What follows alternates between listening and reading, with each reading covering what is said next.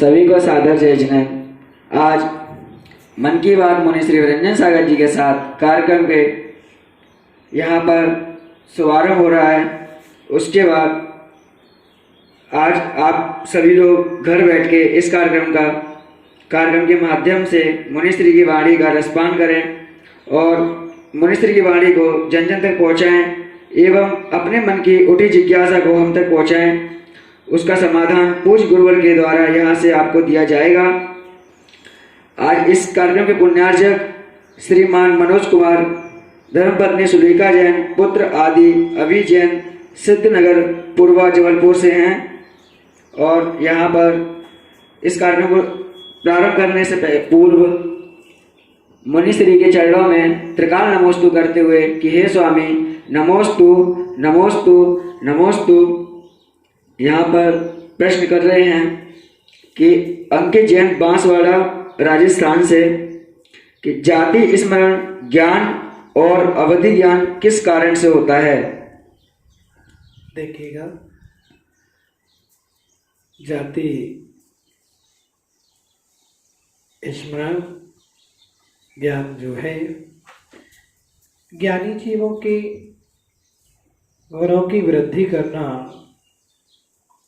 ज्ञानी जीवों के गुणों का गुणानुवाद करना, धर्मात्माओं के गुणों का गुणानुवाद करना, उनकी सेवा करना। और जो ज्ञानी जनों की साधु संतों की सेवा करता है, उनके गुणों का अनुवादन करता है, उसके लिए जाति श्रवण और वह ज्ञान उसको प्राप्त होता है। ये उसका फल है कि हम जब भी मुनिराजों की भैयावृत्ति करते हैं, उनकी सेवा करते हैं, उनके गुणों का अनुवादन करते हैं, तो हमारे लिए जाति स्मरण जैसा ज्ञान प्राप्त होता है। पूर्व पर्याय में वह जाति स्मरण का ज्ञान होता है। इस प्रकार का वह ज्ञान प्राप्त किया जाता है। इसके बाद यहाँ पर प्रदीप जैन बागचीनी मध्य प्रदेश से अपना प्रश्न कर रहे हैं कि हे स्वामी, आजकल देखा जा रहा है कि दहेज प्रथा बहुत ही बढ़ गई है, ऐसा क्यों हुआ।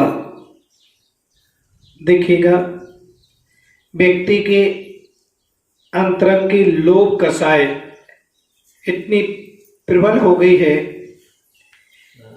और लोभ कसाय की प्रबलता बढ़ती चली जा रही है कि उसको अपना पास जो है जितना है उसमें भी उसको कमी लग रही है और वो दूसरे का लेना चाहता है। ये दहेज प्रथा एक वही है कि दहेज प्रथा में लोभ की प्रवणता बढ़ती चली जा रही है। लोगों के अंदर लोभ भावनाएं हैं कि अपने बच्चों को भी बेच करके, बेचना ही शब्द है कि बच्चों की बोलियां लगा देते हैं दहेज के लिए। लेकिन आज का समय अब दहेज प्रथा का नहीं रहा है। अब तो उल्टा दहेज देना पड़ता है और स्थितियां ये आ गई हैं कि दहेज देना पड़े। लेकिन फिर भी हमें अपनी कर्म सिद्धांत पर अडिग रहना चाहिए। समय से पहले भाग्य से ज़्यादा किसी को कुछ नहीं मिलता है। अपने भाग्य में, अपने पुण्य में जो है जितना है उसको प्रसन्न रहना चाहिए, खुश रहना चाहिए। दूसरे का दिया हुआ धन भी ज़्यादा समय तक टिकता नहीं है, ज़्यादा समय तक वो देने वाला नहीं है। यदि उसने कुछ आपको दहेज में दे भी दिया है तो उससे जीवन तो निकलेगा नहीं। इसलिए किसी को सताना भी नहीं चाहिए, किसी को परेशान भी नहीं करना चाहिए। पहले के समय में देखा जाता था कि दहेज के पीछे कितने कितने बहुओं को जला दिया जाता था, सताया जाता था, पीड़ा दी जाती थी, वेदनाएं दी जाती थी। और उस कारण से कि आप अपने पिता के पास से सामग्री लेकर के आओ, धन लेकर के आओ, और इस कारण से उस व्यक्ति की लोभ प्रवृत्ति इतनी बढ़ती चली जा रही थी कि उस लोभ में वो करना नहीं चाहता था, श्रम नहीं करना चाहता था, बस दूसरे का पैसे का मौज करना चाह रहा था। लेकिन इस समय भी वह निकल गया है, अब वो समय नहीं रहा। लेकिन अभी भी यदि कहीं ऐसी बात चलती है तो हमें अपने कर्म सिद्धांत को ध्यान रखना चाहिए कि यदि किसी ने कुछ दे भी दिया है तो आपका आज का युग आ गया है और इस युग में अपने लिए उस दहेज प्रथा से बचना चाहिए और ये संकल्पित रहना चाहिए कि हमें दहेज नहीं लेना है। अपना कर्म, अपना भाग्य, अपने भाग्य का पुरुषार्थ करके आप करिए, कमाइए, वही आपको फलदायक होता है। इसी क्रम में यहाँ पर मनोज जैन जबलपुर से अपना प्रश्न कर रहे हैं कि जैन दर्शन का मूल ग्रंथ कौन सा है एवं कब लिखा गया है। देखिएगा कि हर दर्शन का, हर आमनाय का, हर संप्रदाय का अपना अपना एक एक ग्रंथ विशेष हुआ करता है। कहीं हिंदू आमनाय में गीता है, तो कहीं कुरान है, तो कहीं बाइबल है। अनेक अनेक प्रकार के ग्रंथों सबके एक एक मुख हैं। जैन दर्शन में भी एक ग्रंथ मुख्य है जो इस युग में सबसे पहले उसको लिपिबद्ध किया गया, लिखा गया। अभी तक अपन मानते हैं कि जैन दर्शन का मूल ग्रंथ है जिनमानी, अन्य कोई शास्त्र को मानते हैं, लेकिन ये सब सही नहीं है। जैन दर्शन का मूल ग्रंथ यदि कोई है तो वो है षट्खंडागम ग्रंथ है, जो आचार्य पुष्पदंत भूतबली आचार्य महाराज ने इसको इस युग में सबसे पहले लिखा। यह वो समय था कि पहले के युग में आचार्यों के पास इतना ज्ञान था, साधुओं के पास इतना ज्ञान था कि लिपिबद्ध करने की जरूरत नहीं होती थी। स्मरण शक्ति इतनी तेज हुआ करती थी कि एक ने किसी ने सुनाया तो दूसरे को याद हो जाया करता था और वो स्मरण बनी रहती थी हमेशा, तो लिखने की जरूरत नहीं पड़ती थी। लेकिन जब अरहतबली आचार्य महाराज के समय की बात है, जब नंदी संघ वहां बटा, उस समय की बात है कि अरहतबली आचार्य महाराज के मन में एक चिंतन हुआ कि आज तो अपन सबकी बुद्धि इतनी अच्छी है, स्मरण इतना अच्छा है कि अपन सबको याद बना रहता है, लेकिन आने वाले जो समय का युग है, इस युग में आने वाला जो श्रावक है, जो साधुगण है, उनका क्षयोत्सव मंद होगा, उनकी बुद्धि मंद होगी, उनका स्मरण इतना नहीं रहेगा। और जब तक अपने पास कोई प्रूफ नहीं है तब तक उसका कोई विश्वास भी नहीं करता है। अदालत में भी यदि जाते हैं और वहां पर भी यदि निर्णय लिया जाता है तो पहले उसका प्रूफ देखा जाता है, तभी उसका निर्णय लिया जाता है। और जब तक अपने हाथ में कोई प्रूफ ही नहीं है तो अपन कैसे इस बात को सिद्ध कर सकते हैं कि ये सही है। तब अरहतबली आचार्य महाराज के मन में ये विचार आया। अरहतबली आचार्य महाराज ने मन में भावनाएं भाई, और हर 5 वर्ष में युग प्रतिक्रमण हुआ करता था। और युग प्रतिक्रमण का मतलब है सारे साधुओं को एकत्रित किया जाता था और 5 वर्ष का एक प्रतिक्रमण हुआ करता था। ये पुरानी परंपराएं अपनी हैं। इस पुरानी परंपराओं को आज वर्तमान में यहाँ पर अपन भूल चुके थे, लेकिन आचार्य भगवान गुरुदेव विराज सागर जी महाराज ने वो पुरानी परंपराओं को प्रारंभ किया और युग प्रतिक्रमण कराना चालू किया। जयपुर में सबसे पहले युग प्रतिक्रमण हुआ, जहां 225 साधु एकत्रित हुए थे। 225 साधु एक साथ बैठ करके और प्रतिक्रमण किया था, तत्व चर्चा की थी। फिर उसके बाद करगुआजी में, झांसी में हुआ, तो अरहतबली आचार्य महाराज ने युग प्रतिक्रमण कराया। युग प्रतिक्रमण में सारे साधुओं को पत्र लिखा और दूर दार के साधुओं को सबको बुलाया। सभी साधुगण उस सम्मेलन में आए। उस सम्मेलन में 2 युगल मुनिराज भी यंग मुनिराज पहुंचे, पुष्पदंत और भूतबली आचार्य महाराज। और वहां पर अरहत बली आचार्य महाराज ने अपने ज्ञान, अपनी शिक्षा उनके सब शिष्यों के लिए देना चाहिए। तब वहां पर पुष्पदंत भूतबली आचार्य महाराज भी बैठे थे और सबकी परीक्षाएं ली। सभी परीक्षाओं में उत्तीर्ण हुए, लेकिन पुष्पदंत भूतबली विशेष रूप से उत्तीर्ण नंबरों से हुए। तब उनके मन में ये विचार आया कि जरूर एक कोई योग्य शिक्षा के योग्य है, लेकिन आचार्य महाराज अपना ज्ञान ऐसे ही नहीं देते हैं।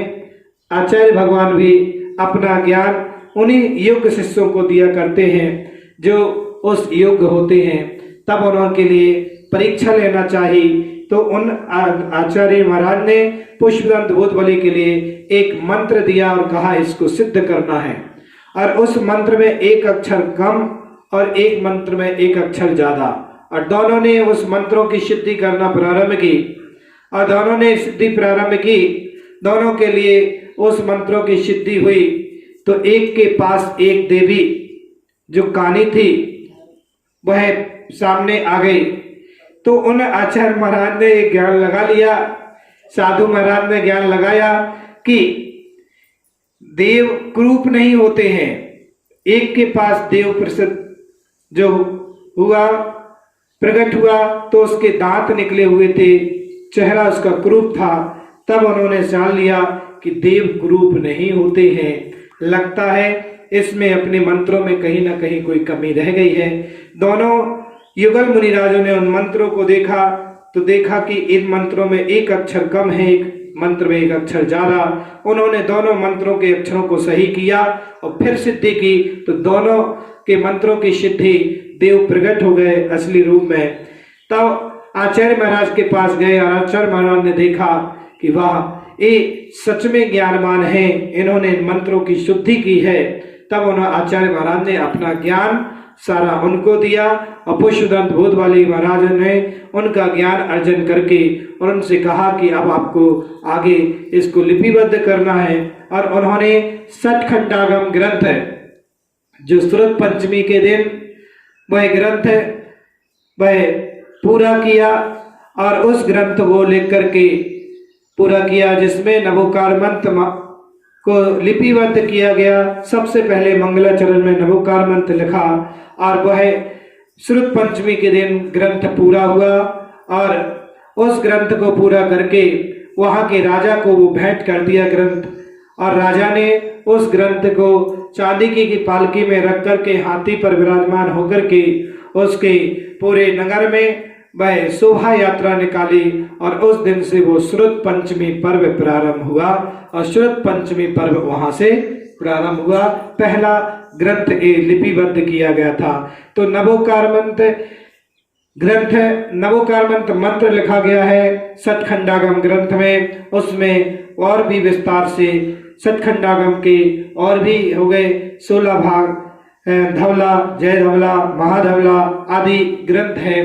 तो ऐसे महान ग्रंथ जो अपना है जैन दर्शन का मूल धरोहर है, जिसको तार पत्रों पर कर्नाटक के मूल बद्री में वहां पर रखा हुआ है और ऐसे तार पत्रों पर लिखा हुआ वह मूल ग्रंथ है।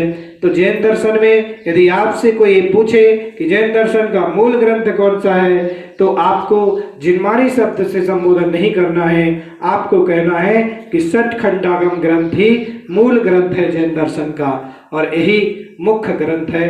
ऐसा इस वर्णन आया है शास्त्रों में। इसके बाद यहाँ पर श्रीमती सुमन जैन मेरठ उत्तर प्रदेश से अपना प्रश्न कर रही हैं कि हे स्वामी, मेरे बेटे की शादी नहीं हो पा रही है, इसका उपाय बताएं। देखिए कि ये तो अपने अपने भाग्य का कर्म है, ये स्वयं का जीव का कर्म है। आप अपना पुरुषार्थ करिए, पुरुषार्थ जीव को अपना करते रहना चाहिए। फिर अपना पुण्य है, अपना भाग्य है, उसका भाग्य, उसका पुण्य है। हो रहा नहीं हो रहा है, आप माँ हैं, माँ की अपेक्षा से आप पुरुषार्थ करिए, आप अपनी तरफ से पुरुषार्थ करें और उस जीव के लिए गृहस्थी बसाने के लिए अपना पुरुषार्थ करते रहें। जरूर पुरुषार्थ करने वालों की कभी हार होती नहीं है और जो अपना श्रम करता रहता है, परिश्रम करता रहता है, उसको सफलता जरूर मिलती है। आपके जीवन में भी सफलता मिलेगी, पुरुषार्थ करते रहे। इसके बाद यहाँ पर अंतिम प्रश्न दीपक जैन गुरसराय उत्तर प्रदेश से अपना प्रश्न कर रहे हैं कि हे स्वामी, पुलिस और संत में अंतर क्या है? आज पुलिस एवं डॉक्टर मानव सेवा में लगे हैं, यह धर्म है क्या? देखिए,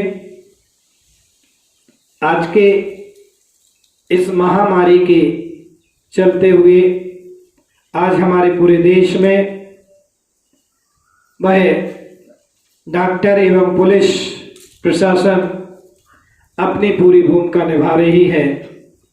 संत और पुलिस और डॉक्टर, पुलिस भी सुरक्षा कर रही है देश की, देश की सुरक्षा में लगी हुई है। सिपाही जो बॉर्डर पर लगे हैं वो सब देश की सुरक्षा के लिए लगे हुए हैं, वो अपना कर्तव्य कर रहे हैं। जैसे कि चौराहे पर एक पुलिस ट्रैफिक वाला खड़ा रहता है, उस पर लाल बत्ती नहीं है तो वो पुलिस वाला वाहन को नियंत्रण में चलाता है, यहाँ के वाहन को निकालता तो यहाँ के रोक देता, यहाँ के निकालता तो यहाँ के रोकता है। और वो पुलिस प्रशासन उस वाहन को नियंत्रण में चला रहा है। यदि पुलिस प्रशासन वहां पर ना हो तो आपस में वाहन टकरा जाए, वहां पर जाम लग जाए। जैसे पुलिस उस चौराहे पर खड़े होकर के चारों तरफ वाहन को निकाल रही है, ऐसे ही संत वह चौराहे पर खड़े होकर के आपको चारों मार्ग के रास्ता दिखा रही है कि ये देव गति है, नरक गति है, मनुष्य गति है, त्रियंच गति है, और कैसा कर्म करोगे तो कौन सी गति में जाओगे, आपको रास्ता दिखा रही है। संत भी राह दिखलाते हैं और पुलिस भी आपको रास्ता दिखला रही है। वो देश को सुरक्षा में लगे हुए हैं। यहाँ पर वह जो पुलिस प्रशासन है, वह पुलिस प्रशासन पूरी देश की सुरक्षा में लगी हुई है, अपनी वीरता को दिखा रही है, अपने वीरता को कार्य कर रही है। डॉक्टर भी एक मानवता का धर्म कर रही है कि जो उपकार के कार्य हैं वह अपना पूरा पुरुषार्थ कर रहे हैं कि आज के इस युग में व्यक्ति घर से बाहर नहीं निकल रहा है, घर के बाहर नहीं जा रहा है, और वहाँ डॉक्टर दिन रात अपनी ड्यूटी करके और अपने कर्तव्य का पालन कर रही है। पुलिस अपना कर्तव्य का पालन कर रही है। वह भी धर्म है, वो मानवता धर्म है, उपकार धर्म है, और ये उपकार करना भी एक बहुत बड़ा कार्य है।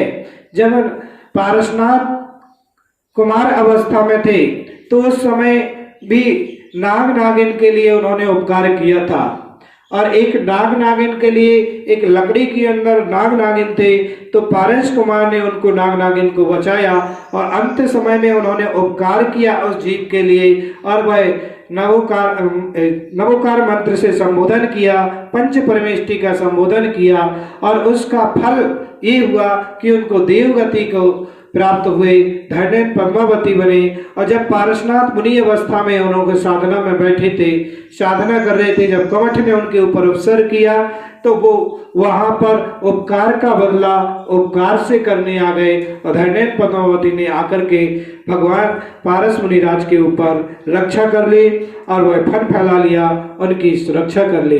तो मानवता का धर्म ये है कि उपकार करना, ये हमारा धर्म है। हमें इस धर्म से पीछे नहीं हटना चाहिए। और आज वो युद्ध में तो सिपाही जाकर के आमना सामना करते हैं, लड़ते हैं, लेकिन आज यहाँ पर डॉक्टर लोग अपनी वह सेवा देश के लिए दे रहे हैं, पुलिस प्रशासन अपने देश की सेवा दे रहे हैं, देश को लॉकडाउन में पूरी ड्यूटी दे रहे हैं, लॉकडाउन में लोगों को घर के अंदर रहने का संदेश दे रहे हैं और अपनी ड्यूटी निभा रहे हैं, वो भी एक मानवता की सेवा है। और ऐसे पुरुषों के लिए मेरा मंगल आशीर्वाद है कि अपने धर्म से, मानव धर्म से कभी किसी भी जीव को पीछे नहीं हटना चाहिए। जब ये अवसर मिला है, जब ये अवसर आया है, तो अपनी मानवता का भाव दिखाना चाहिए, सेवा भाव दिखाना चाहिए। और हर व्यक्ति को भी चाहिए कि उनका साथ, उनका ध्यान रखते हुए उनके लिए भी जो निर्देशन दे रहे हैं उसी निर्देशन के अनुसार अपन को चलना चाहिए। इसलिए संत आपके मन की रक्षा करते हैं और पुलिस आपके तन की रक्षा करते हैं। पुलिस प्रशासन आपके तन की रक्षा कर रहे हैं, आपको सुरक्षित कर रहे हैं कि आप घर के अंदर रहिए, बाहर ना आए, ये आपके तन की सुरक्षा करने हैं। और संत आपके मन की रक्षा करने के लिए संत कह रहे हैं मन में विकारता मत लाइए, मन में विकार भाव मत लाए, अन्यथा दुर्गति को प्राप्त होगे।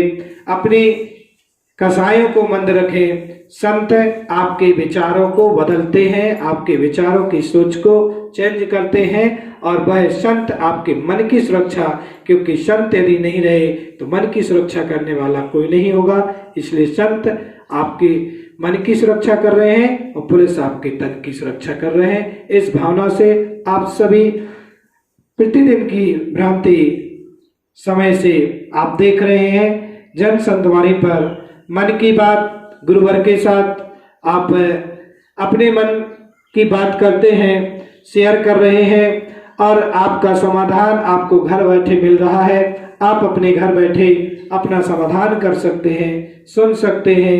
आप सिर्फ मन की जिज्ञासा सिर्फ मोबाइल पर मैसेज देकर के यहाँ भेज सकते हैं और अपने प्रश्न को और अपने घर पर बैठ कर के समाधान कर सकते हैं। इसलिए सारे देशवासियों के लिए, उन पुलिस प्रशासनों के लिए और डॉक्टरों के लिए मेरा मंगल आशीर्वाद है कि ऐसे ही मानव सेवा में कार्यरत रहे। ओम शांति, सर्व शांति।